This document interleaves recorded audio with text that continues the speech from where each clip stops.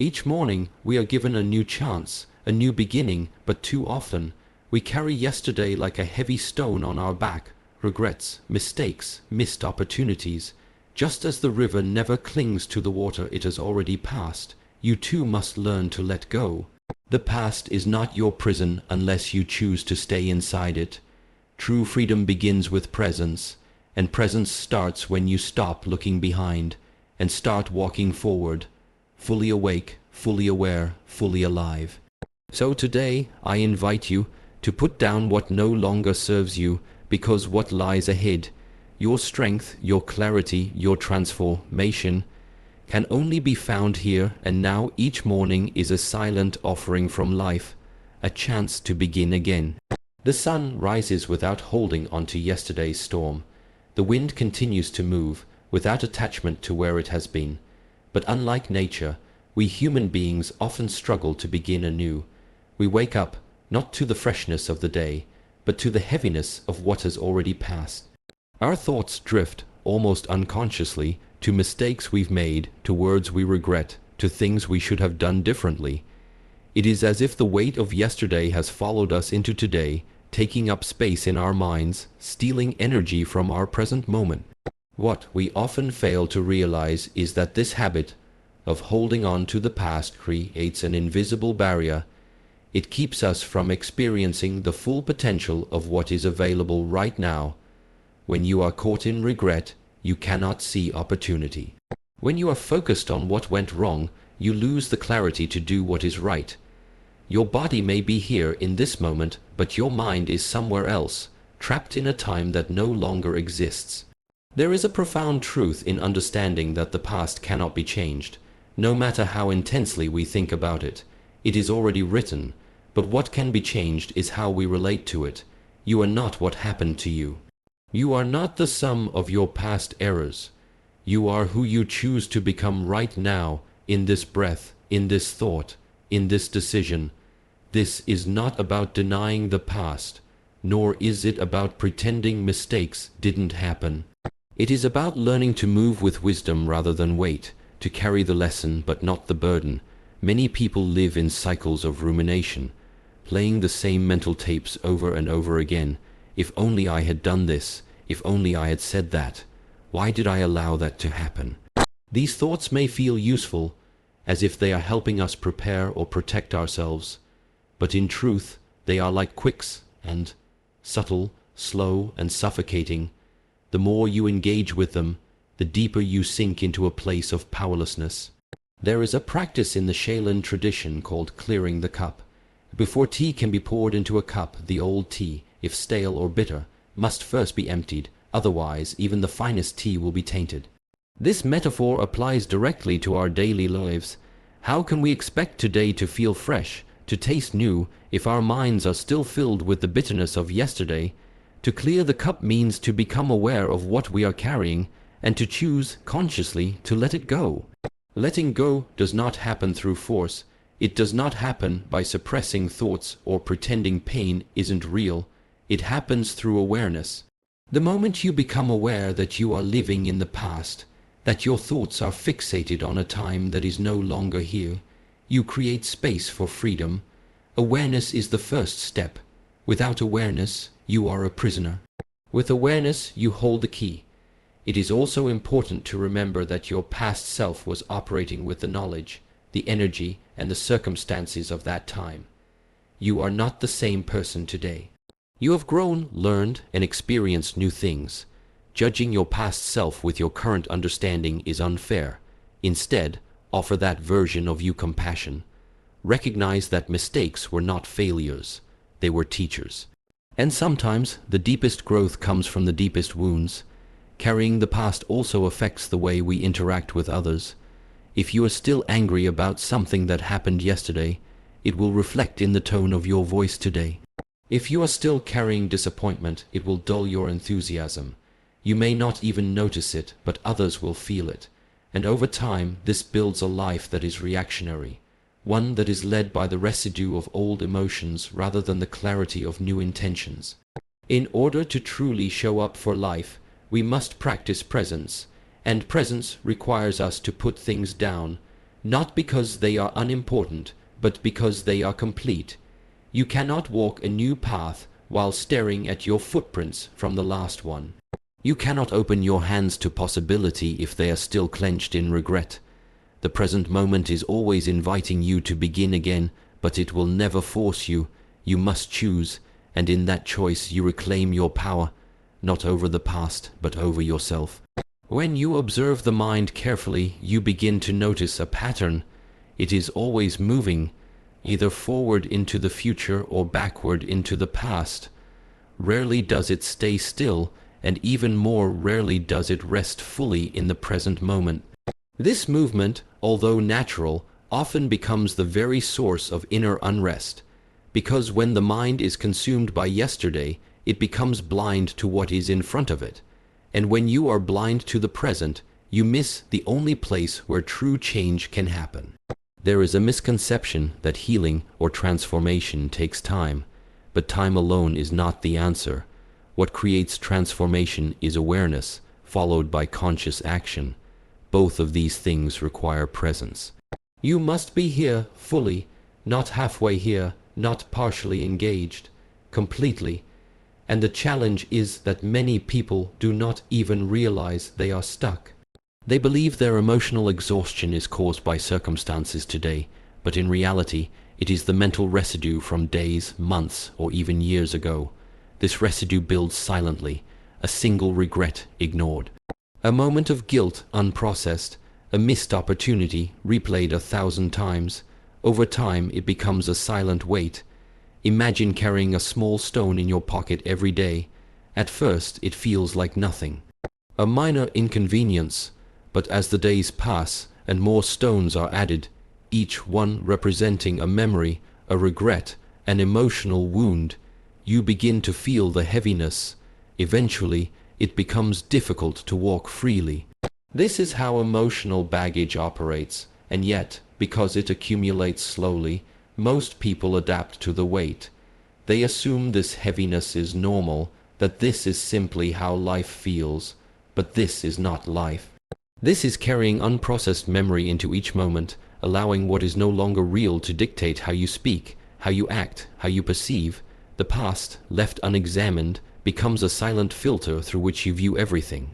You see people not as they are, but as reflections of old experiences. You interpret events not for what they mean now, but based on what they reminded you of from before. This is not clarity. This is distortion. And it is subtle, which makes it all the more powerful. The first step in freeing yourself from this loop is honesty. Honesty with yourself. You must be willing to ask difficult questions. What am I still holding on to? What memory keeps visiting me, even when I try to move forward? What pain have I buried so deep that I no longer feel it, but it still shapes the way I live? These are not easy questions. But the answers, even if they come slowly, offer you a mirror. And sometimes the mirror shows us things we'd rather not see. But it is only through this reflection that we can begin the work of release. Letting go is not forgetting. Letting go is not pretending. It is acknowledging fully what has been, and then choosing not to let it define what comes next. The storm came, it passed. You are still here, and the fact that you are still here means you have already survived what once felt impossible. This in itself is strength, but that strength must now be redirected, not toward endurance, but toward presence, toward rebuilding your awareness, moment by moment, breath by breath. When a tree loses a branch, it does not mourn that loss forever. It begins quietly to grow again. This is nature's way, and you too are part of nature. Your capacity to heal, to rise, to begin again. It is not something you need to develop. It is already within you. It only needs to be remembered, but remembering requires stillness, and stillness cannot be found while the mind is trapped in yesterday. Every time you choose to return your awareness to this moment, to your breath, to your body, to your surroundings, you are taking a step away from the past. You are not rejecting it, you are releasing your identification with it, because you are not your story, you are not the roles you once played, you are not defined by your worst day, nor are you limited to the choices you made when you were less aware. The power of today lies in its silence. It does not shout for your attention. It waits patiently for you to notice it. And when you do, when you truly allow yourself to be here, you begin to realize something important. Peace is not found by chasing new things. It is found by letting go of what no longer belongs, and that begins not with doing more, but with seeing more. Seeing clearly what you've been carrying and decide, consciously, that it no longer needs to come with you into this day. There is a profound difference between movement and progress. Many people wake up each day and move through life. They go to work, handle responsibilities, talk to others, complete tasks. But beneath that motion, there is no true forward momentum. It's as if they're walking in circles, returning again and again to the same mental patterns, the same emotional reactions, the same inner limitations. Why does this happen? Because they are trying to create a new life while thinking with an old mind. They are trying to move ahead while being anchored to a past version of themselves.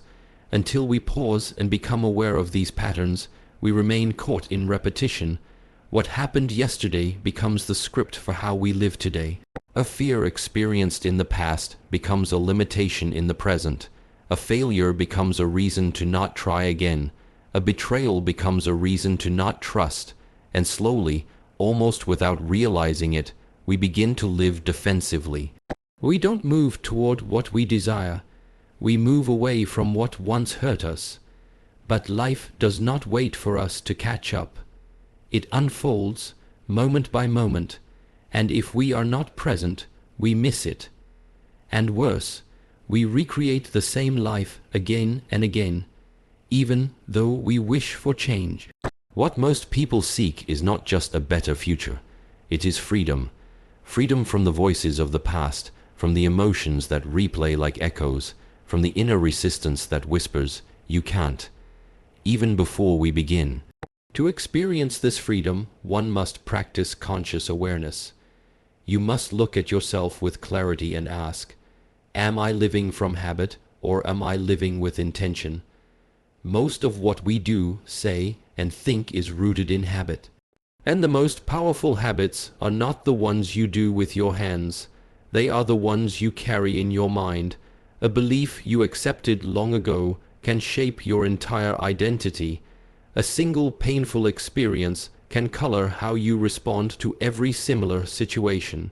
These patterns are not obvious at first. They hide behind justifications. This is just who I am. This is how life is. People don't change. But none of these are truths. They are conclusions formed when we were not fully aware. The only way to break a pattern is to observe it without judgment. When you begin to see clearly, you stop blaming others. You stop blaming yourself. You simply notice. You begin to understand that your reactions today are not about the situation. They are about what that situation reminds you of.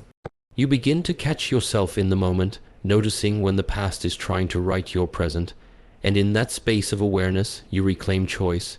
True growth does not happen by adding more to your life. It happens by removing what no longer serves. Like sharpening a blade, it is a subtractive process. You let go of the stories that keep you small. You stop defending your limitations. You stop replaying the same inner dialogue that says you are not enough.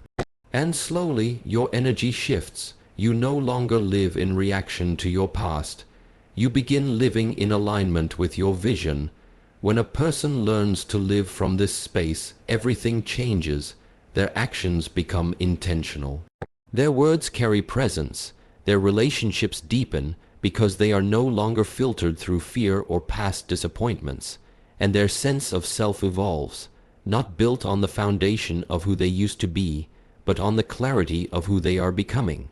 The mind becomes quieter, the heart becomes lighter, life becomes simpler, not because the world has changed, but because the inner resistance has dissolved. Every experience leaves behind a trace.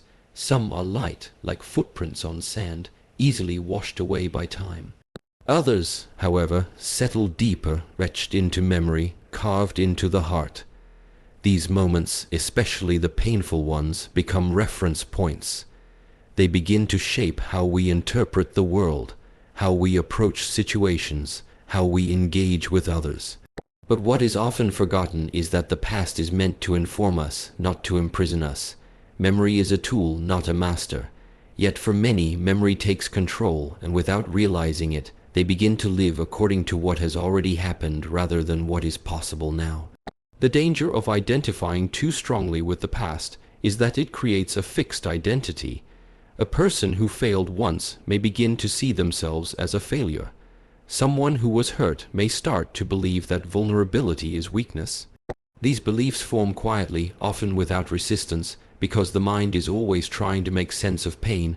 But over time, these beliefs become walls, not to protect but to limit. They keep out not only harm but also growth, not only risk but also joy. When you carry yesterday too closely, it begins to define how you show up today. The way you speak, the choices you make, the goals you set or avoid are all filtered through old stories. You become cautious, not out of wisdom, but out of fear. You hesitate, not because it is the right moment to pause, but because something in you remembers when it didn't work out before. This is how the past, when left unchecked, becomes a quiet authority in your life. Not loud, but firm, not forceful, but persuasive. True awareness means seeing these inner movements as they arise. It means noticing when your actions are based on fear rather than clarity. It means becoming honest about what part of you is speaking, the one rooted in now or the one shaped by then. And once you can distinguish the voice of the past from the presence of now, you begin to gain freedom. You are no longer reacting out of habit, you are choosing out of wisdom. This practice is not about erasing the past. The past holds valuable lessons. It carries wisdom, insight, and depth. But carrying the lesson is different from carrying the weight. The lesson is light. The lesson gives direction. The weight holds you down. It keeps your eyes fixed backward, making it difficult to see where you are headed. Letting go does not dishonor what you've been through. It honors who you are becoming. And the more you release, the more space you create for peace, for clarity, for possibility. Life is not asking you to be perfect. It is not asking you to erase the past, to never make mistakes, or to always move forward without falling. Life is simply inviting you to be present, to meet each moment without the burden of what came before, to bring awareness to your thoughts, to notice when you are living through memory instead of presence, and to return, again and again, to what is real, which is only ever this moment. You are not the same person you were yesterday, and tomorrow does not yet exist. What you have is today fresh, untouched, waiting to be shaped not by the weight of what was, but by the clarity of what is. The past may have taught you, tested you, even hurt you, but it does not own you. Every breath is a doorway to begin again. So walk forward, not with heaviness, but with intention, not out of reaction, but with awareness. Let what you've lived through refine you, not define you. And remember, freedom is not found in changing the past, but in choosing not to let it take up too much of today.